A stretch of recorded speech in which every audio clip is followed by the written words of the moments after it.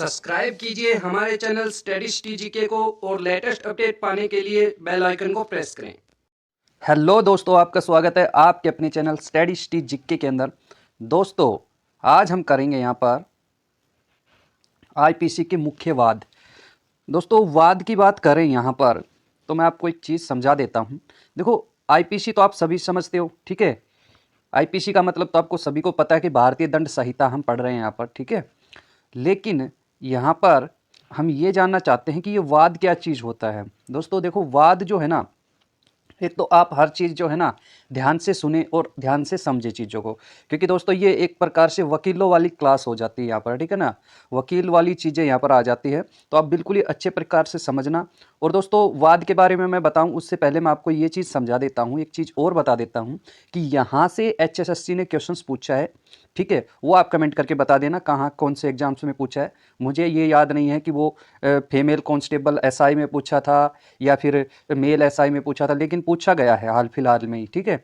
तो यहाँ से क्वेश्चंस अपने को भी देखने को मिलेगा कांस्टेबल के एग्जाम के अंदर, ठीक है। वाद का मतलब दोस्तों ये होता है, वाद मतलब ये है कि जो सुप्रीम कोर्ट, देखो ऐसे कुछ मामले होते हैं जो कि संविधान को भी एक प्रकार से प्रभावित करते हैं, ठीक है। मतलब ऐसा मामला सामने आता, मतलब ऐसी बात जो पहले पता ही नहीं थी, उस पर ऐसा फैसला लेना, जजमेंट लेना सुप्रीम कोर्ट के द्वारा, ठीक है।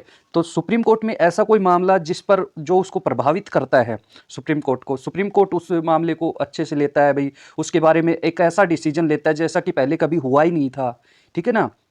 तो या फिर कुछ ऐसे मामला आ गया जो उन्हीं को कुछ मतलब सीखने को मिल जाता है सुप्रीम कोर्ट के फैसले लेने पर, तो उसको क्या कहते हैं, वाद कहा जाता है, ठीक है। तो यहाँ पर हम समझते हैं कौन कौन से ऐसे क्या क्या मामले रहे। तो दोस्तों, मुख्य मुख्य वाद करेंगे जो ज़्यादा इंपॉर्टेंट है और अक्सर एग्जाम्स में जो है दूसरे स्टेटों में जो है दोस्तों ये पूछे जा सकते हैं या पूछे गए हैं दोस्तों, ठीक है। हमारे यहाँ पर पूछे जा सकते हैं और वहाँ पर पूछे गए हैं, बार बार पूछे जाते हैं। तो शुरुआत करते हैं दोस्तों बिना किसी टाइम को ख़राब किए हुए। थोड़ा दोस्तों जानकारी हर चीज़ की रखें तभी हमें वो चीज़ें समझ में आती हैं, ठीक है। तो दोस्तों यहाँ पर थोड़ा है ना अपने आप को थोड़ा सा शिथिल बनाए रखना, क्योंकि कुछ चीज़ें ऐसी हैं क्योंकि ये समझने वाली चीज़ अच्छे से है नहीं, इनको थोड़ा सा हम बस हल्के में ही पढ़ेंगे ताकि हमारे क्वेश्चंस में आए तो हम टिक कर सकें, ठीक है। तो दोस्तों सबसे पहला जो वाद है ना वो है हार्डिंग बनाम प्राइस, ठीक है। ये एक वाद का नाम है। तो दोस्तों यहाँ से जो पहला वाद है ये हार्डिंग बनाम प्राइस है। इसके अंदर क्या हुआ, ये 1948 की बात है दोस्तों, ये 1948 का मामला है। और 1948 इस मामले में निर्गत हुआ जहां किसी अपराध को घटित करने के लिए आवश्यक आपराधिक आशय अनुपस्थित होता है। मतलब दोस्तों थोड़ा मैं समझाने की कोशिश भी आपको पूरी तरीके से करूंगा, ठीक है। दोस्तों कहने का मतलब ये है जहां पर कोई अपराध घटित होता है, जहां पर कोई अपराध होता है वहां पर आपराधिक आशय अनुपस्थित होता है, ठीक है। ये कहा गया भी आवश्यक से आपराधिक आशय जो है, आशय मतलब दोस्तों उसको करने की इच्छा अनुपस्थित होता है, वहां अभियुक्त दंडित नहीं किया जा सकता। मतलब दोस्तों वहां पर ऐसा अपराध करने का आशय था ही नहीं, लेकिन अपराध घटित होने के लिए कहा गया है कि इसने जो आपराधिक है वो आशय जो है वो अनुपस्थित होता है, ठीक है। और वहां अभियुक्त दंडित नहीं किया जा सकता, मतलब किसी को आप दंडित नहीं कर सकते क्योंकि वहां पर ऐसा अपराध करने का आशय था ही नहीं, ठीक है ना। ये इसमें कहा गया है हार्डिंग बनाम प्राइस के अंदर, ठीक है। जब तक कृत्य दोषकर्ता के आशय के बिना भी विवेचित अथवा स्पष्ट रूप से दंडनीय नहीं हो। दोस्तों देखो एक चीज़ तो मैं आपको बता देता हूँ, मैं भी एक वकील तो हूँ नहीं, लेकिन बट मैं आपको है ना सरल भाषा के अंदर बिल्कुल समझाने की कोशिश पूरी करूँगा। यहाँ पर दोस्तों आपको समझ में आ गया पूरा, जो यहाँ पर हम वाद को पढ़ते हैं, मामले को पढ़ते हैं, तो हमें ये चीज़ स्पष्ट होती है यहाँ पर कि कोई भी अपराध होता है तो वहाँ पर एक आपराधिक जो आशय होना जरूरी है, वरना तो वो अपराध नहीं है, ठीक है। वरना वहां पर किसी को दंडित नहीं किया जाएगा। और जब तक कृत्य करने वाले मतलब कोई किसने जो वो अपराध किया है, कुछ भी काम किया है, तो जब तक उसका जो आशय जो है मतलब दोषपूर्ण आशय बिना किसी भी स्पष्ट रूप से नजर नहीं आए तो वो दंडनीय नहीं किया जा सकता, ठीक है। दोस्तों नाम याद रखना हार्डिंग बनाम प्राइस, तो इसमें ये चीजें बताई गई है, ठीक है। आगे चलते हैं, आगे है दोस्तों सेराज बनाम डी रुटजेन, ठीक है। ये एक मामला है बनाम जो है यहाँ पर, ये वाद के बारे में हम जान लेते हैं दोस्तों। यहाँ पर है सेराज बनाम डी रुटजेन, ठीक है। इसके अंदर क्या है दोस्तों, इसमें क्या हुआ, न्यायाधीश राइट ने कहा कि प्रत्येक अधिनियम में मनशिष्टि अंतर्निहित है जब तक इससे प्रतिकूल सिद्ध न कर दिया जाए। ठीक है दोस्तों, इसमें न्यायाधीश ने कहा इस मामले के बारे में कि प्रत्येक अधिनियम में मनशिष्टि अंतर्निहित है जब तक इससे प्रतिकूल सिद्ध न कर दिया जाए। ठीक है, इसके विपरीत कोई चीज़ सिद्ध न कर दी जाए। ठीक है, तो ऐसा इसमें कहा है। ठीक है, मन की सृष्टि अंतर्निहित है। आगे चलते हैं। आगे है डॉक्टर विमला बनाम दिल्ली प्रशासन। तो दोस्तों, डॉक्टर विमला बनाम दिल्ली प्रशासन के बीच ये मामला है। इस वाद के अंदर डॉक्टर विमला बनाम दिल्ली प्रशासन वाद जो है उसमें क्या है, कपटपूरन पर है ये। ठीक है, कपटपूरन के ऊपर ये वाद है दोस्तों। आपसे दोस्तों ऐसा ही क्वेश्चन पूछा गया था, एक वाद दिया था आपको, वो मैं आपको बताऊंगा कौन सा था। HSC के अंदर पूछा गया था वो। तो दोस्तों इसके अंदर आपसे पूछा जाए कि डॉक्टर विमला बनाम दिल्ली प्रशासन में जो वाद है वो किस पे है, तो दोस्तों आपसे कुछ भी उसके अंदर ऑप्शंस के अंदर डाल देंगे, आपको एक को मिलेगा कटप पूर्वक पर। ठीक है, तो कपट पूर्वक पर आप उसको टिक करेंगे। ठीक है, हम यहाँ पर और अच्छे से समझ लेते हैं। इसमें कपटपूर्वक एवं बेईमानी पूर्वक में अंतर दिया गया है। आपसे पूछा जाए कौन से वाद के अंदर कपटपूर्वक एवं बेईमानी में अंतर दिया गया है, तो दोस्तों देखो एक ऐसा मामला है, अब कपटपूर्वक और बेईमानी पूर्वक हमें लगते दोनों वर्ड क्या है, सेम सेम है, सभी को लगते थे। लेकिन जब ये मामला आया ना दोस्तों, तब पता चला, तब इन्होंने बताया, डॉक्टर विमला ने, कि कपटपूर्वक और बेईमानी पूर्वक अलग अलग है, इनमें अंतर बताया गया। ठीक है, और इसमें कहा गया कि कपट के लिए अपेक्षित बातें धोखा एवं क्षति है। कपट करता है उसके अंदर क्या है, धोखा और क्षति होती है। ठीक है, चलते आगे। आगे है बारेंद्र कुमार घोष बनाम एम्परेरर। ठीक है, बारेंद्र कुमार घोष बनाम एम्परेरर, एम्परेरर भी कह सकते हैं या सम्राट भी कह सकते हैं दोस्तों। ठीक है, तो दोस्तों यहाँ पर ये चौथा जो मामला है आपके पास में, बारेंद्र कुमार घोष बनाम एम्परेरर वाद, इसमें दोस्तों क्या है, लॉर्ड समनर द्वारा निर्णीत किया गया। यह सामान्य आशय के लिए वाद है।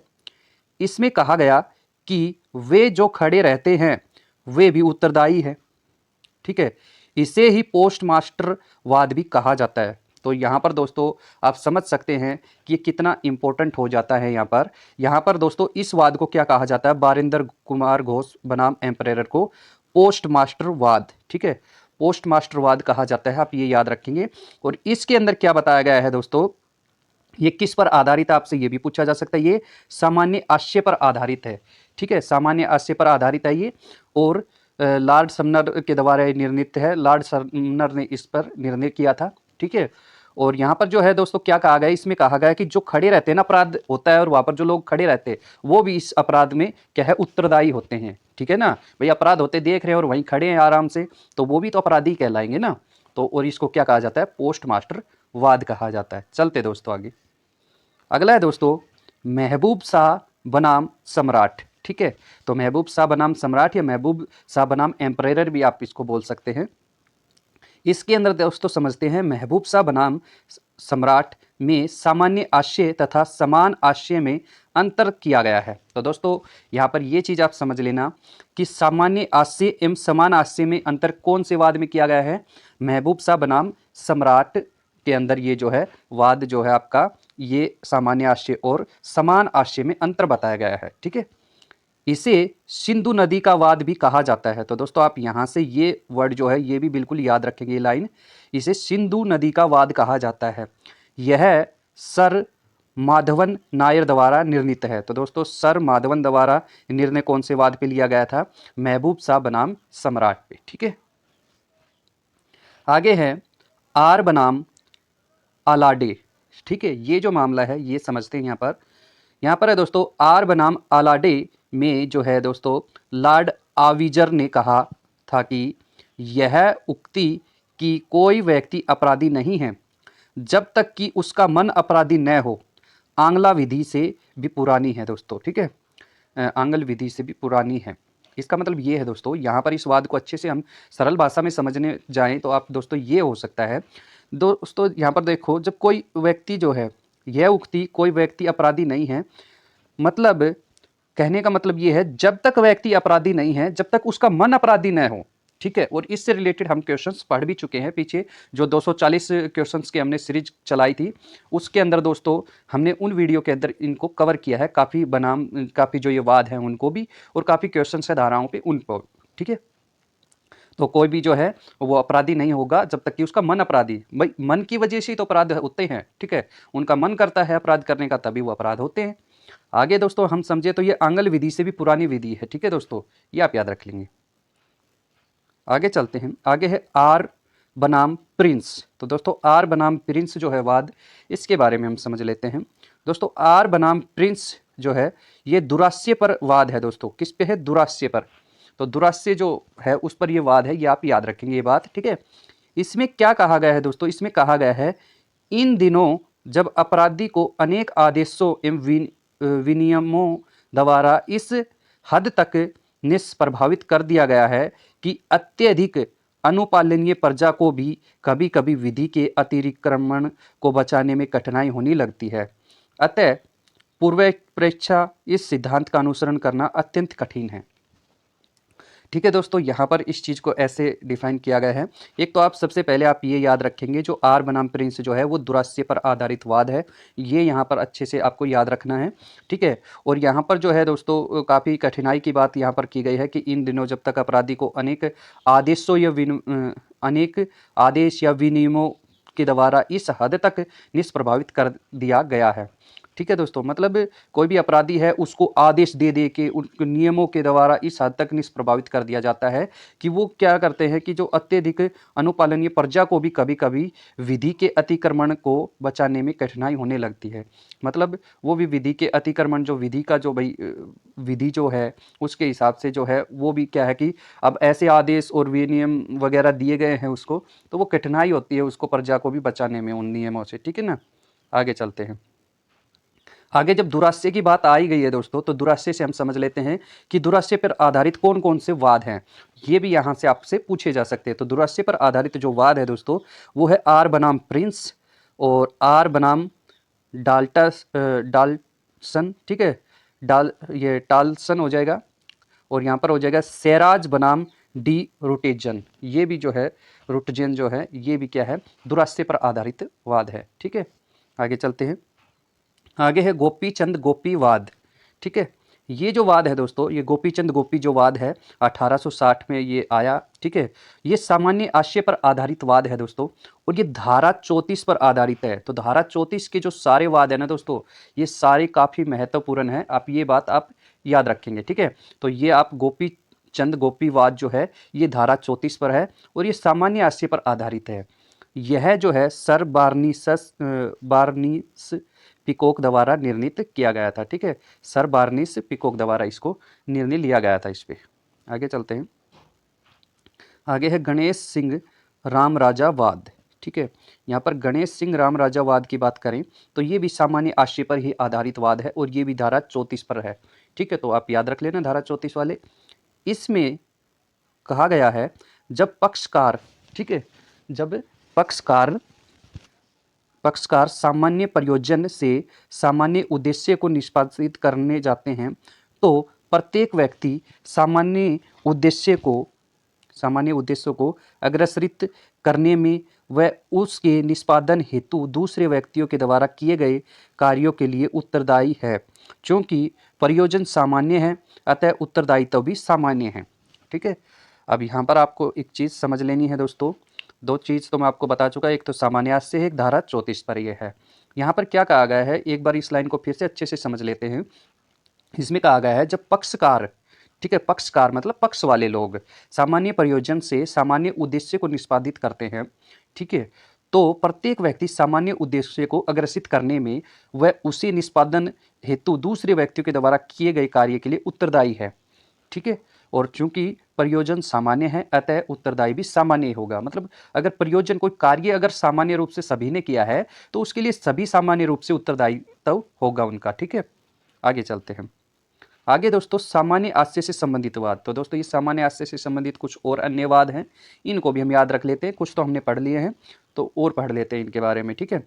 एक है दोस्तों कृपाल सिंह बनाम उत्तर प्रदेश राज्य। ये दोस्तों सामान्य आशय पर यह वाद स्थित है, ठीक है। बशीर बनाम स्टेट AIR 1953, ये भी सामान्य आशय का वाद है।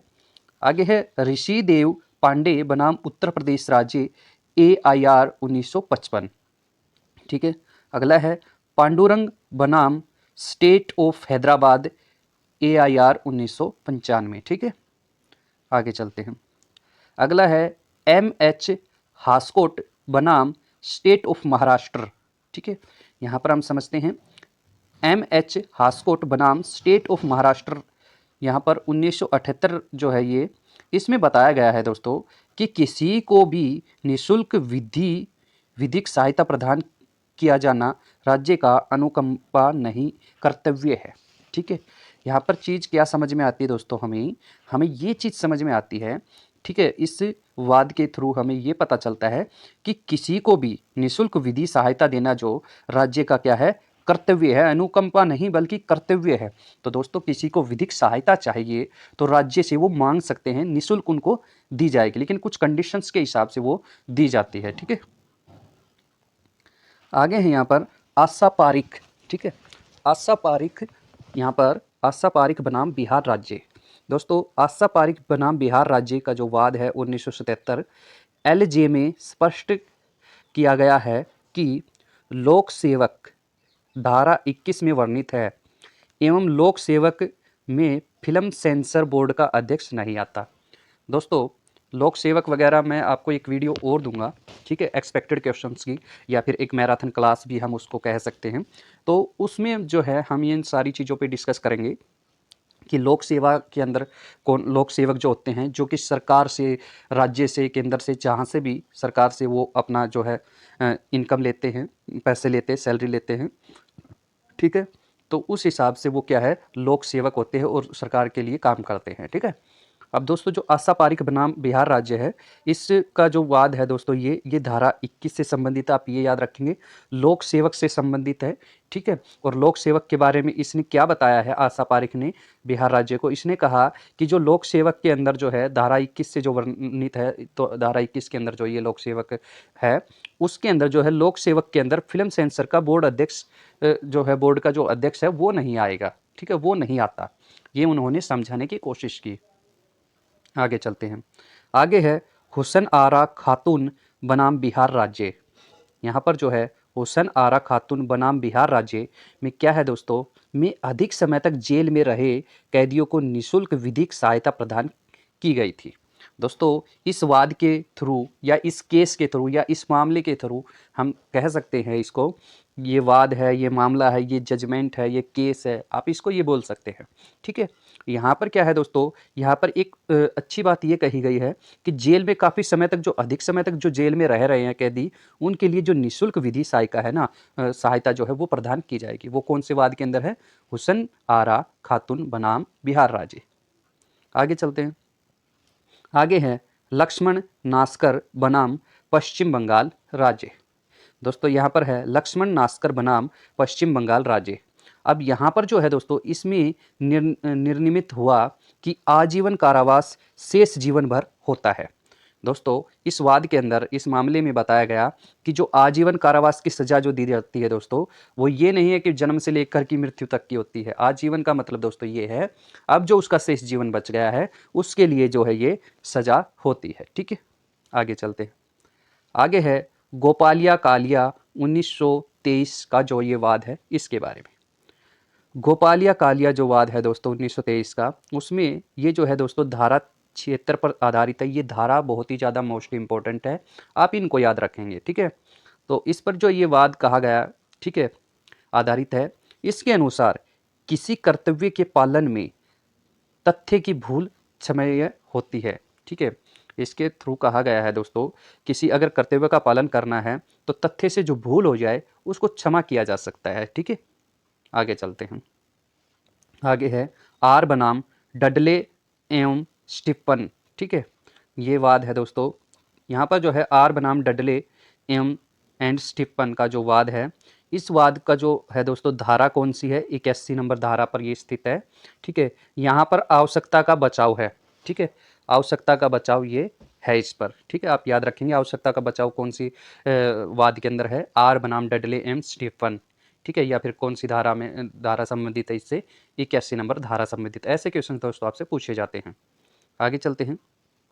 आगे हैं उल्लाह महापात्र AIR 1950। ठीक है, यहाँ पर उल्लाह महापात्र AIR 1950 जो है ये कपट जो है दोस्तों, ठीक है, इसके थ्रू जो बात बताएगी है ये धारा नंबर 73 से संबंधित है। और इसमें क्या कहा गया है, इसमें कहा गया है 11 वर्ष के लिए बालक को अपराध की प्रकृति समझने के कारण समस्या प्रदान नहीं की गई। ठीक है, इस वाद के अंदर क्या है, इसमें 11 वर्ष के बालक को, ठीक है, अपराध की प्रकृति, अब उसको पता चला, उनको पता चला कि 11 वर्ष के बच्चे ने अपराध किया है, उसको उसकी प्रकृति समझ में आई। ठीक है, तो उसकी प्रकृति के हिसाब से देखा गया। वैसे तो दोस्तों मैं आपको एक चीज़ समझा देता हूँ, 7 वर्ष से नीचे का जो भी बच्चा होता है उसके द्वारा कोई भी अपराध, कुछ भी काम कर दिया जाता है तो उसको अपराध नहीं कहा जाता और न ही उसको सजा दी जाती है।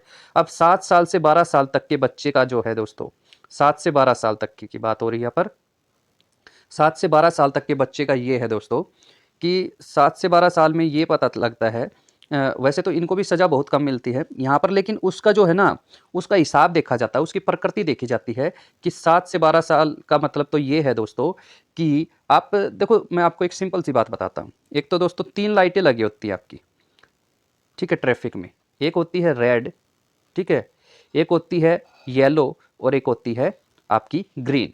ठीक है, अब रेड में तो क्या है, बिल्कुल 7 वर्ष से नीचे के बच्चे आते हैं, मतलब इनको तो बिल्कुल सजा दी ही नहीं जाएगी। ठीक है, और 7 से 12 तक के किस में आते हैं, येलो लाइन में, मतलब ठीक है, ये सिर्फ मैं आपको उदाहरण दे रहा हूँ, इनमें लाइनें वगैरह नहीं होती। ठीक है, ये तो मैं आपको समझाने की कोशिश कर रहा हूँ। 7 से 12 के अंदर ये होता है कि इनको सजा दे भी जा सकती है या नहीं भी दी जा सकती। ठीक है, उस प्रकृति को देखा जाता है। ठीक है, जैसे आप येलो लाइन होती तो आप एक भाई साइड में देख के नहीं निकलते हो, ठीक है, लेकिन ग्रीन होती तो आप साइड में नहीं देखते और सीधे निकल जाते। मतलब ग्रीन होगी तो उसका मतलब ये हो गया कि वो तो अपराध हो ही गया, 12 वर्ष से ऊपर हो गया तो वो तो अपराधी ही है। ठीक है, उसको तो अपराधी, उसको तो सजा ही देनी है।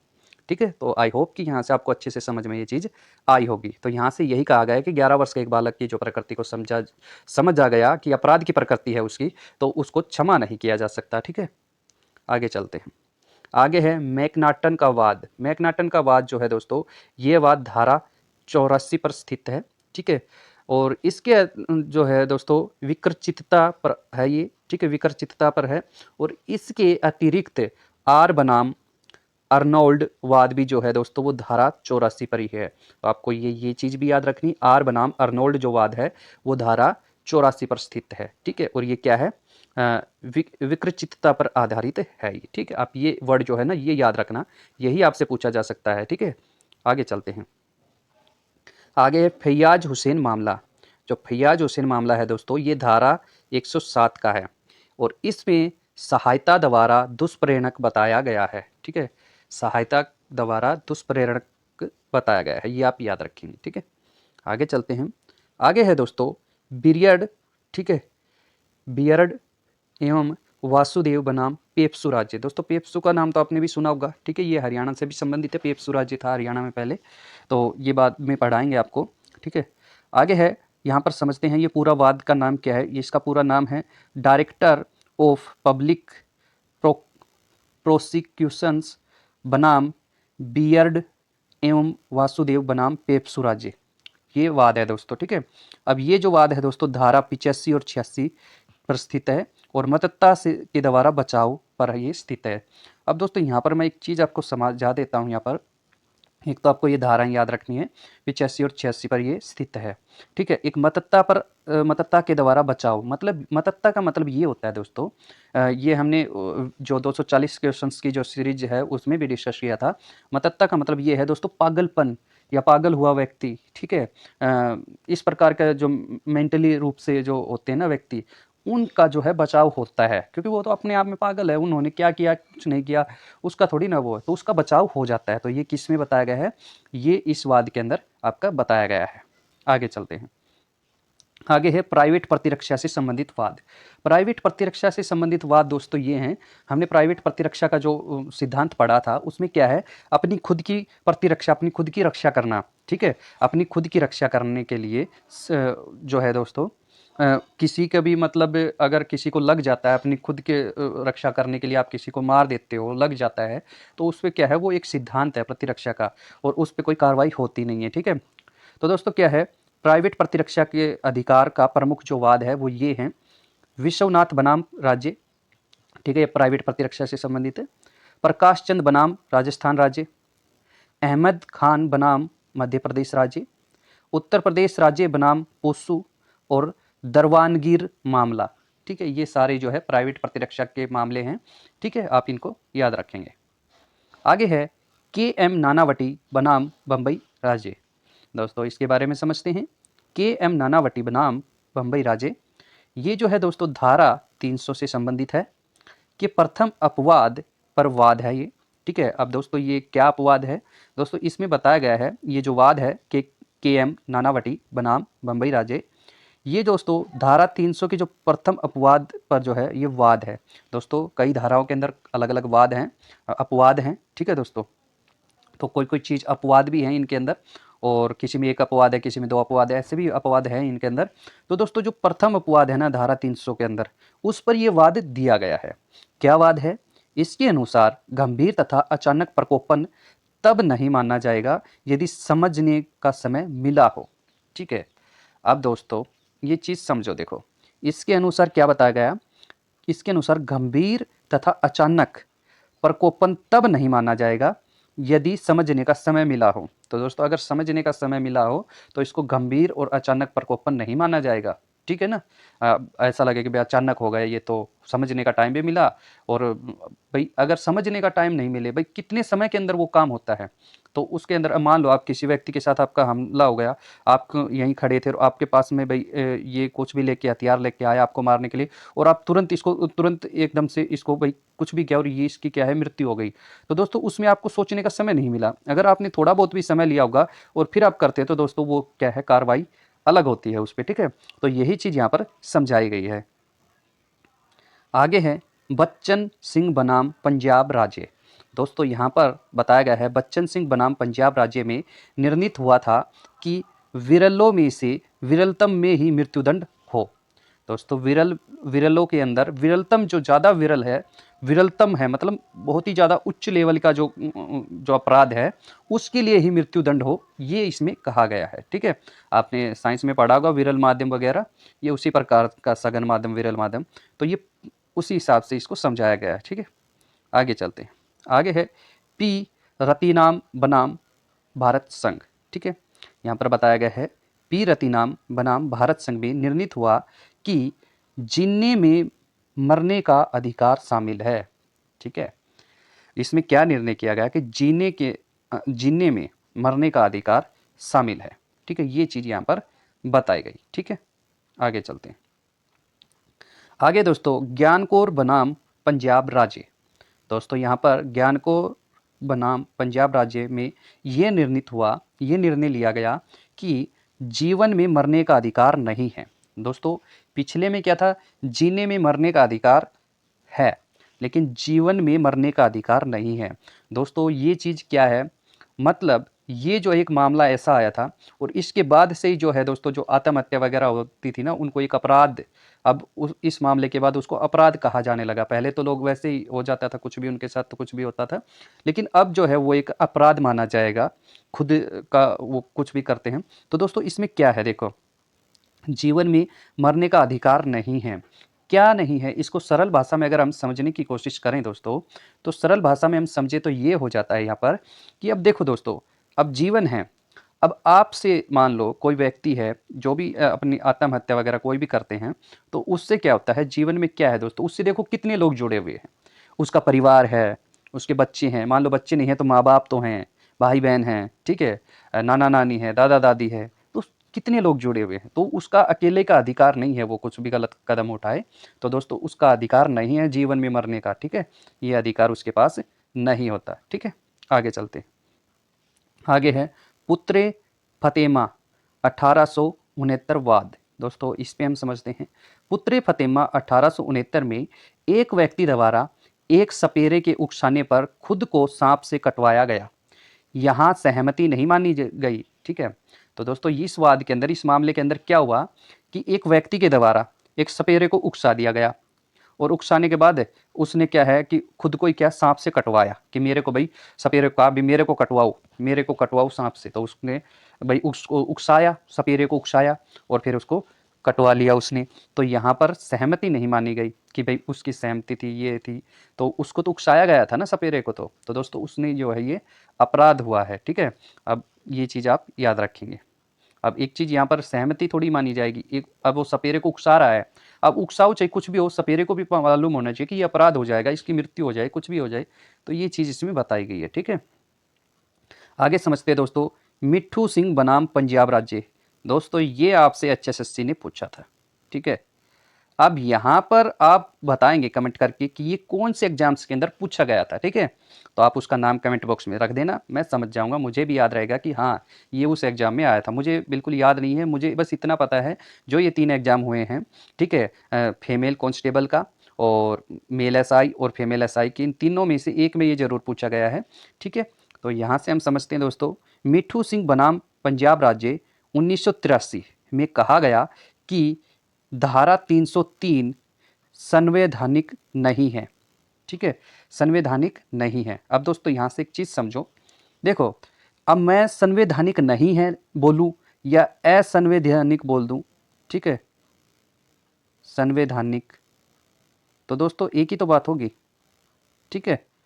अब संवैधानिक नहीं है या असंवैधानिक है, धारा 303 असंवैधानिक है, मैंने कह दिया तो बात तो वही रही, ठीक है। तो असंवैधानिक का नाम उसमें दिया गया था दोस्तों। संवैधानिक नहीं है कहा जाए या असंवैधानिक कहा जाए, बात एक ही है, आप याद रखेंगे।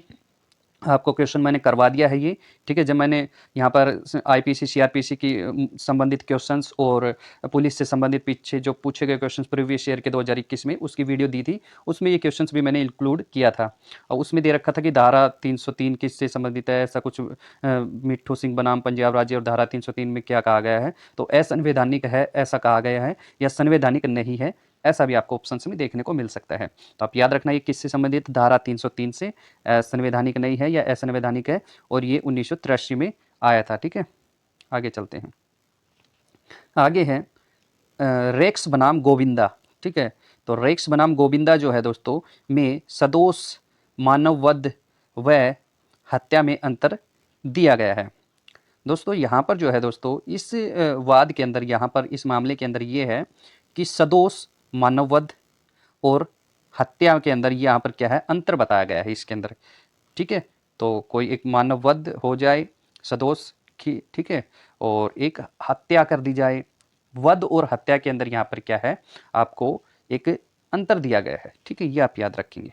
आगे चलते हैं, आगे है सुक्रू कविराज 1887 का जो यह मामला है, इसके अंदर सुक्रू कविराज 1887 मामले में उपेक्षा से मानव वध पर आधारित, दोस्तों उपेक्षा से मानव वध पर आधारित है ये मामला, ये आप याद रखेंगे, ठीक है। आगे चलते हैं, आगे दोस्तों नवतेज सिंह जौहर बनाम भारत संघ। दोस्तों आज की वीडियो का ये लास्ट क्वेश्चन है, तो समझ लेते हैं इसको अच्छे से। नवतेज सिंह जौहर बनाम भारत संघ 2018 के अंदर ये वाद है दोस्तों, ठीक है। और इस धारा में, ठीक है, इससे संबंधित जो धारा है वो है 377, ये आप याद रखेंगे, ठीक है। और यहाँ पर धारा 377 भागत असंवैधानिक हो गई। तो दोस्तों ये भी उसी प्रकार का है, मिट्ठू वाला क्वेश्चन है ये, ठीक है, मिट्ठू बनाम पंजाब राज्य वाला जैसा ही है, लेकिन उसमें 303 धारा में जो है असंवैधानिक था, यहाँ पर 377 भागत असंवैधानिक, ठीक है, ये आप याद रखेंगे। तो ठीक है दोस्तों, आपको वीडियो कैसी लगी कमेंट बॉक्स में अपनी राय जरूर देना दोस्तों। अच्छी लगी वीडियो तो वीडियो को लाइक जरूर कर देना। मिलते हैं नेक्स्ट वीडियो में, तब तक के लिए थैंक यू दोस्तों।